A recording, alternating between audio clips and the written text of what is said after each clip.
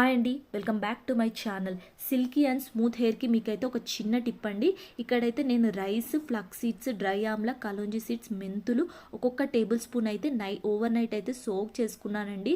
So next day morning అయితే నేను ఇది ఫిల్టర్ చేసేసి వాటర్ అయితే సపరేట్ చేస్తాను.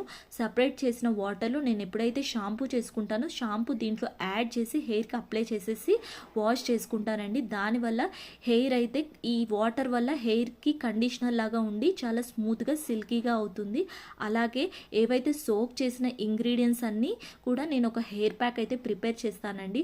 సో అది ఎలా ప్రిపేర్ చేస్తానో చూసేద్దాం రండి. ఇక్కడైతే నేను కర్డ్ హాఫ్ కప్పు, కరివేపాకు పౌడర్ హాఫ్ కప్పు, శనగపిండి హాఫ్ కప్పు, రిమైనింగ్ ఇంగ్రీడియంట్స్ అండి. సో శనగపిండి అండ్ కర్డ్ తీసుకోవడం వల్ల హెయిర్ స్మూత్గా ఉంటుందండి. సో ఇక్కడైతే నేను రిమైనింగ్ ఇంగ్రీడియంట్స్ అన్ని స్మూత్గా బ్లెండ్ చేశానండి. సో స్మూత్గా బ్లెండ్ చేయడం వల్ల ఇవన్నీ మనం కర్డ్లో యాడ్ చేసేసుకుందాము. సో యాడ్ చేసేసుకొని మీకు కావాలంటే కొంచెం వాటర్ కన్సిస్టెన్సీ ప్రకారం సో మీరు యాడ్ చేసేసుకోండి, కొంచెం వాటర్ వేసి కూడా.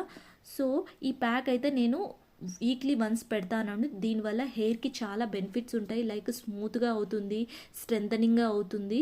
సో 1 hour అయితే పెడతానండి. ఈ ప్యాక్ పెట్టాక హెయిర్ వాష్ చేసుకునేటప్పుడు నేను ఏవైతే కండిషనర్ వాటర్ చెప్పానో దాంట్లో షాంపూ అయితే వేసి హెయిర్కి అప్లై చేసి వాష్ చేస్తాను. దీనివల్ల హెయిర్ స్మూత్గా, సాఫ్ట్గా, స్ట్రెంథనింగ్గా ఉంటుంది. మీకు ఈ టిప్ నచ్చితే లైక్ కొట్టి సబ్స్క్రైబ్ మై